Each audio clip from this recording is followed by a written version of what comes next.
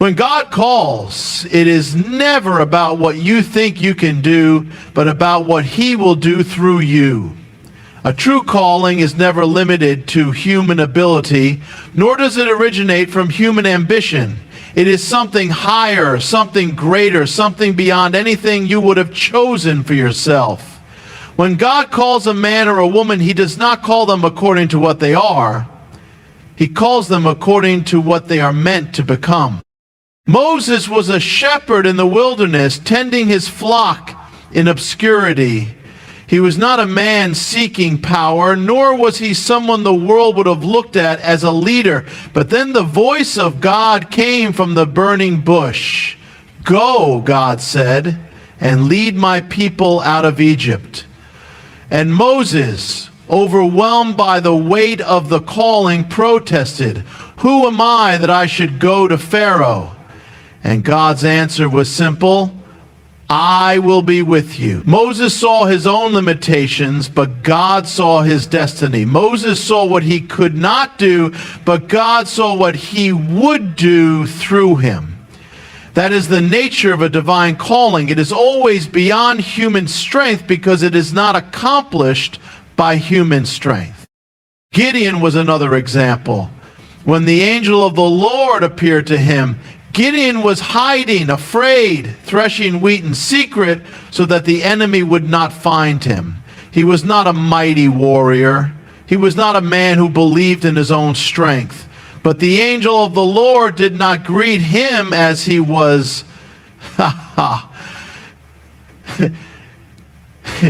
He greeted him as he was called to be. "The Lord is with you, mighty warrior." Gideon could not see it. He could only see his own weakness, his own smallness. But God does not call the qualified. He qualifies the called. And when God calls, He speaks not according to your limitations, but according to your purpose.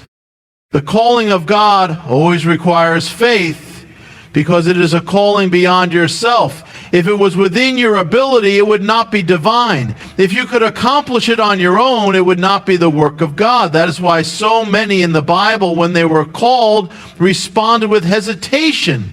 Isaiah cried out, "Woe is me, for I am a man of unclean lips." Jeremiah protested, "I am only a child." But God's calling does not depend on human strength. His calling is supernatural. Think of Peter, an uneducated fisherman. He was not a scholar, not a religious leader, not a man of influence. And yet when Jesus called him, He said, "Follow me and I will make you a fisher of men." Peter was not yet ready. He would make mistakes. He would falter. He would deny Jesus 3 times. But Jesus did not call him for what he was at that moment. He called him for what he would become. And Peter would one day stand before crowds, proclaiming the gospel with boldness, leading thousands to salvation, performing miracles in the name of Jesus. The same is true today. When God calls you, He is not calling you because of your abilities. He is not calling you because you are strong, because you are prepared, because you are qualified. He is calling you because He has chosen you. And if He has chosen you, then He will equip you. If He has called you, then He will sustain you. But here is the key. When God calls, you must answer. Moses had to leave the wilderness and go to Pharaoh. Gideon had to step out of hiding and into battle. Peter had to leave his boat and follow Jesus. The calling of God is beyond your strength, but it requires your obedience. It is bigger than you, but it starts with your yes. And when you step into that calling, you will find that it is not your power that sustains you, but His. It is not your strength that accomplishes the work, but His Spirit moving through you. And in that, the impossible becomes possible, the weak become strong, the ordinary become extraordinary, and those who were once nothing in the eyes of the world become vessels of the living God. A true calling does not leave you in peace with the ordinary. It stirs, unsettles, and disrupts your life. You begin to feel a pull towards something greater, a deep conviction that you cannot ignore. When God places a calling upon your life, it is not always a loud voice from heaven, not always a vision in the night. Sometimes it begins as a quiet but persistent stirring within you, an uneasiness with where you are, a restlessness that will not go away. Look at Abraham. He was living in the land of Ur, surrounded by the familiar, settled in the life he had known, but one day God spoke, "Go from your country, your people, and your father's household to the land I will show you." No details, no explanation, just a call to leave everything behind. And something inside Abraham must have stirred. A divine uneasiness, a realization that he could no longer remain where he was. He had to move forward. When God calls, he often disrupts your comfort. He allows you to feel dissatisfied with the things that once satisfied you. You may find yourself unable to settle into the same routines, unable to enjoy the same conversations, unable to fit into the same places. You feel a longing for something more, even if you do not yet know what it is. That is the disturbance of the Spirit, the sign that you were meant for something greater. Moses, raised in the palace of Pharaoh, could have lived a life of luxury. He had everything the world could offer: wealth, power, security. And yet something in him was unsettled. He saw his people suffering in slavery, and he could not ignore it. It burdened him. It burned within him.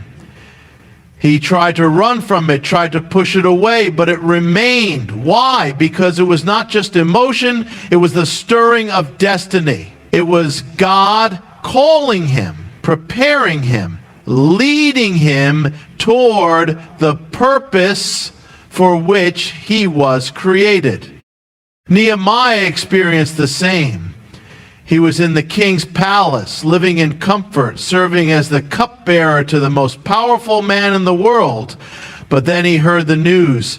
Jerusalem lay in ruins. The walls were broken down. The people were in distress. And Nehemiah could not be at peace.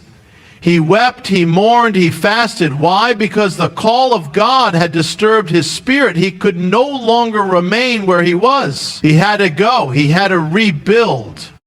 This is how you know you are called, when you cannot stay in the place of the ordinary, when something inside you will not let you settle, when you feel the pull of something greater, even when you do not fully understand it. But here is the challenge. Many ignore this stirring. Many push it aside. They feel the uneasiness, but they distract themselves. They fill their lives with noise, with entertainment, with busyness, trying to quiet the call. But the call does not go away. The longer you ignore it, the louder it becomes. Jonah tried to run from his calling. God told him to go to Nineveh, but Jonah wanted nothing to do with it. He got on a ship going in the opposite direction. He thought he could escape, but when you are called, you cannot run from it. The storm found him. The waves crashed against the boat. The sea raged because the calling of God was upon his life, and he was resisting it. The disturbance of the Spirit does not go away when you ignore it. It only intensifies until you surrender. Maybe you have felt this disturbance in your own life. Maybe you have found yourself restless, unable to settle into the things that once felt normal. Maybe you have felt a longing, an unshakable sense that you were meant for more. Do not ignore it. Do not push it away. It is a sign. It is the whisper of God calling you. And when you recognize it, do not be afraid. The stirring of your spirit is not a sign of confusion. It is a sign of purpose. The uneasiness you feel is not something to fear. It is something to follow.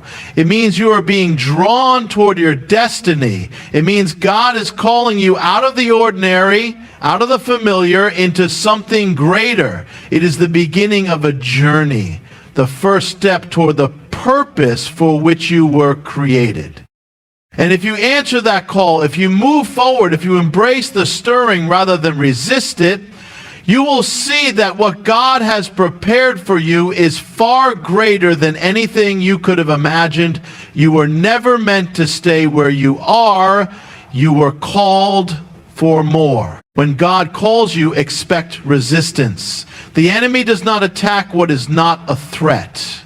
If your life is easy, if there is no opposition, if everything falls into place without struggle, then perhaps you are not walking in the fullness of your calling. But when you step into your purpose, when you begin to move in obedience to God, opposition will come. The presence of resistance is one of the clearest signs that you are truly called by God. Look at Moses.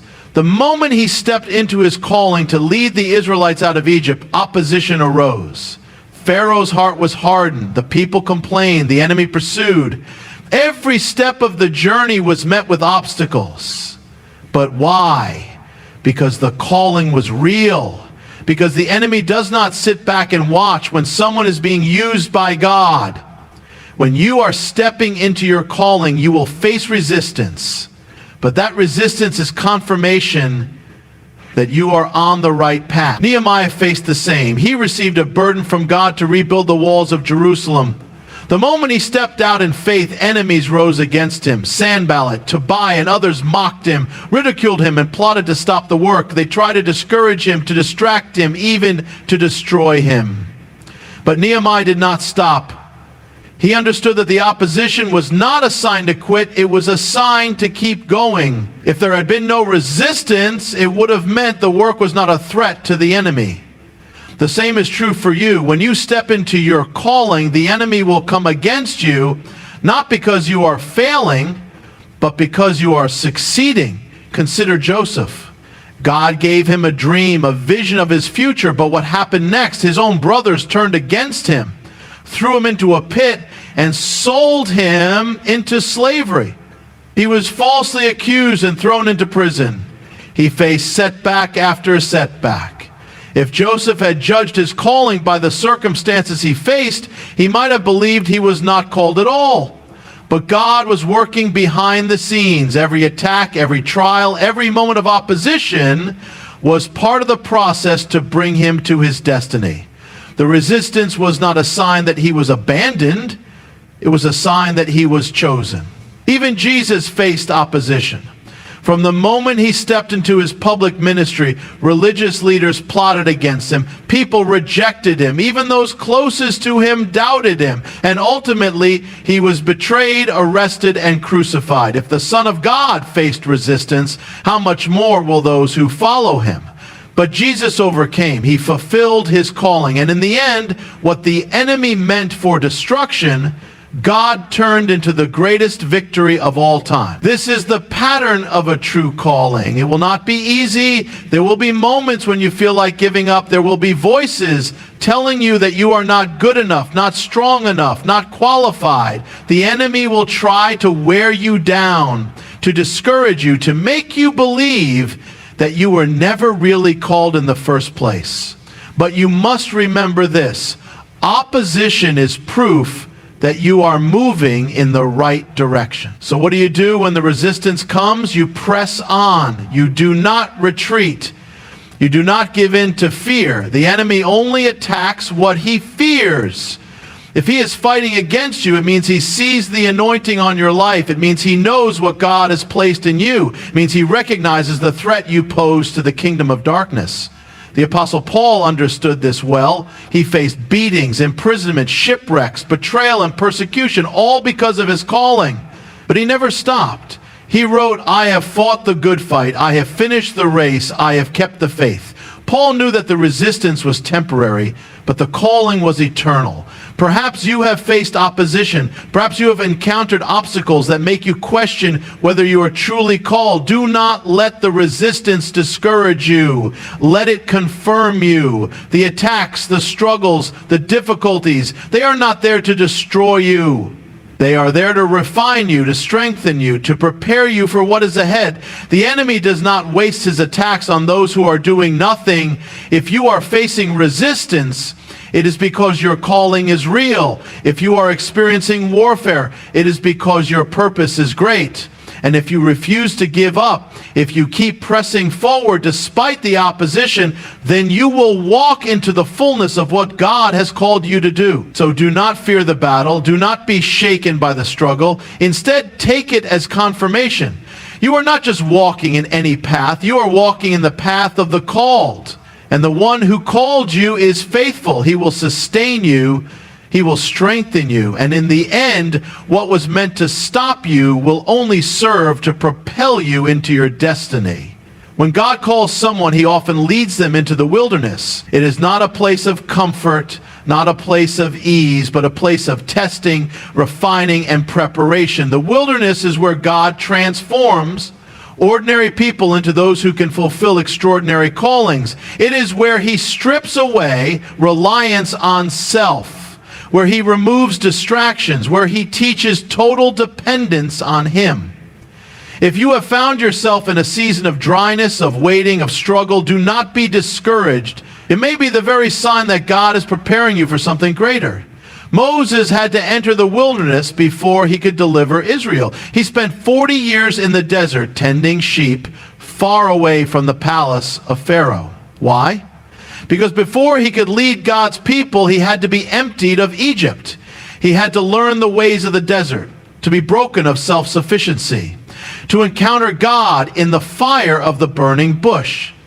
Had Moses never gone through the wilderness, he would never have been ready for the calling. David had to go through the wilderness before he could sit on the throne. He was anointed as king while still a shepherd boy, but instead of immediately stepping into his destiny, he found himself running for his life, hiding in caves, pursued by King Saul.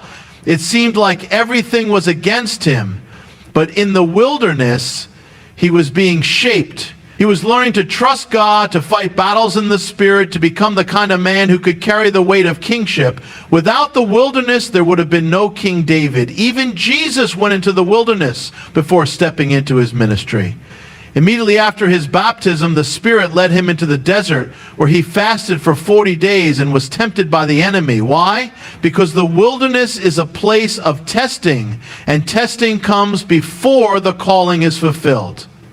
The enemy came with temptations, offering power, shortcuts, an easier path. But Jesus overcame, and when he emerged from the wilderness, he stepped into his divine mission with power. This is the pattern of God. If he has called you, he will lead you into the wilderness. It may feel like everything has been stripped away. It may feel like you are walking through a dry and lonely place. But it is not a sign that you have been abandoned. It is a sign that you are being prepared. The wilderness is not your prison, it is your training ground. Look at Joseph. He received dreams from God, visions of his future. But before those dreams came to pass, he was thrown into a pit, sold into slavery, falsely accused, and imprisoned.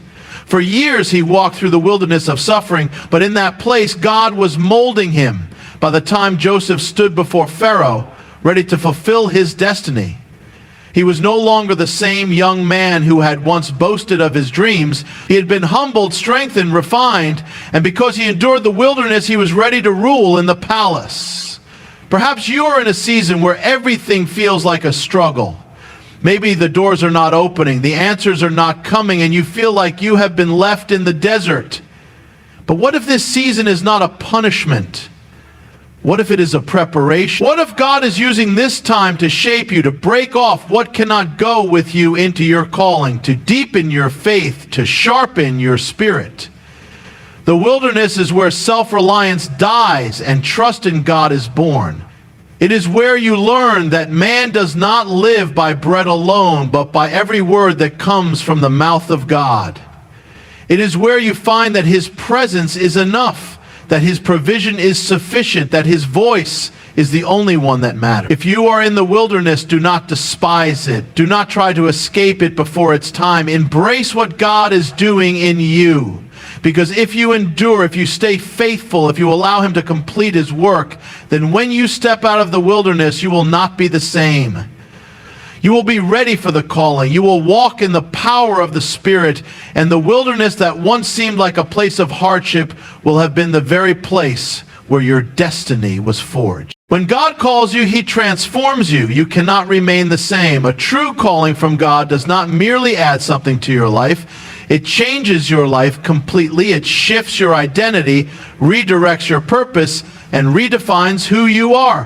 When God calls, he is not just giving you a mission, he is making you into the person who can fulfill that mission. Look at Abram. He was just an ordinary man living in Ur when God called him, but the call of God changed everything. He was no longer just Abram. God gave him a new name, Abraham, the father of many nations. The promise was not just about what he would do, but about who he would become. When God calls, he does not just change your direction, he changes your identity. Consider Jacob. His name meant deceiver, because he had spent his life manipulating, striving, and wrestling for his own advantage. But one night he wrestled with God and everything changed. God touched him, wounded him, and gave him a new name, Israel, which means one who struggles with God and overcomes. He was no longer the deceiver.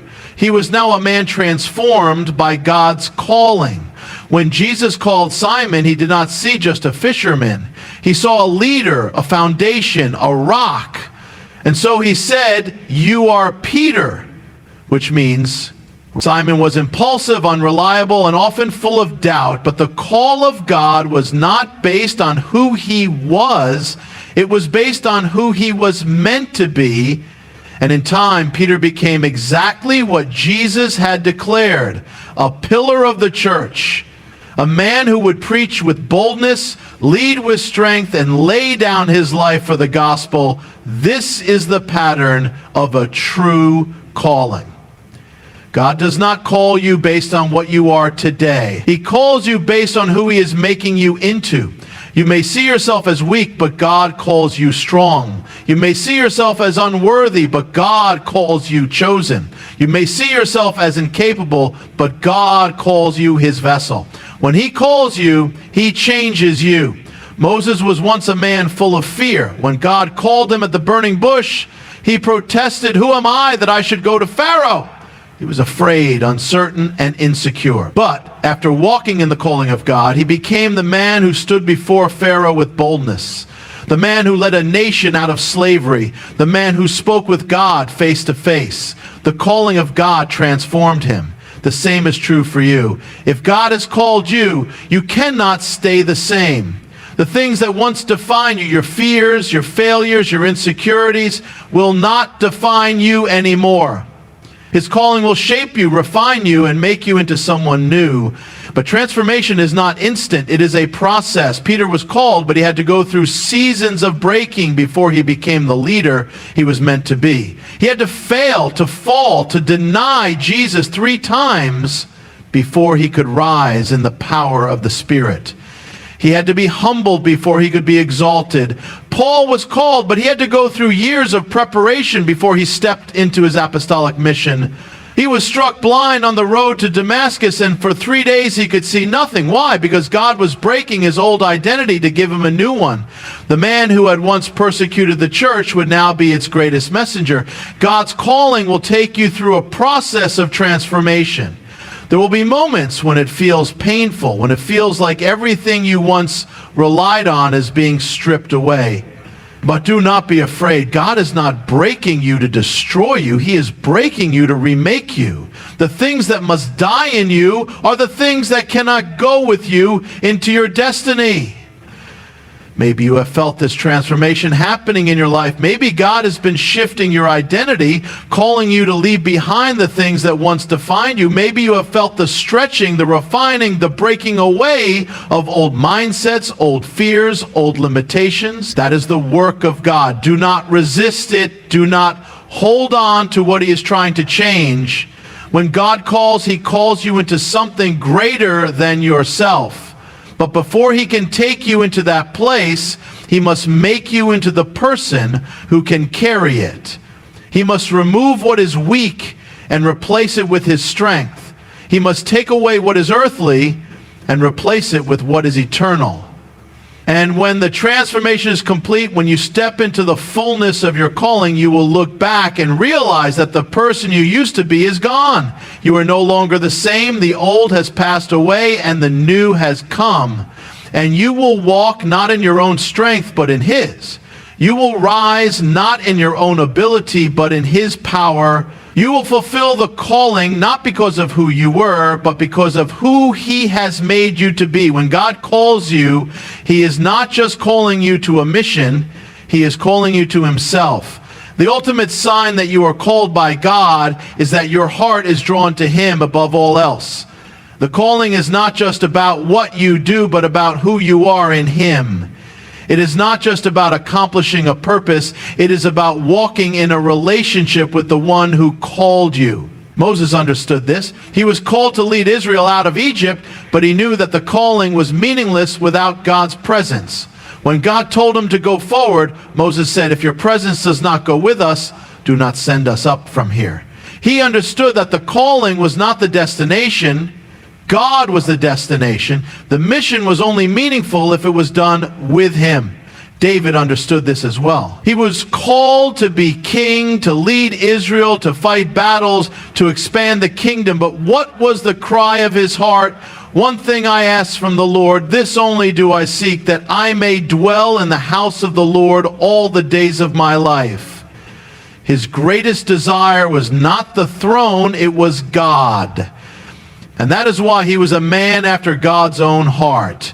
Paul was called to be an apostle, to preach to the nations, to establish churches. But what did he say? "I consider everything a loss because of the surpassing worth of knowing Christ Jesus my Lord."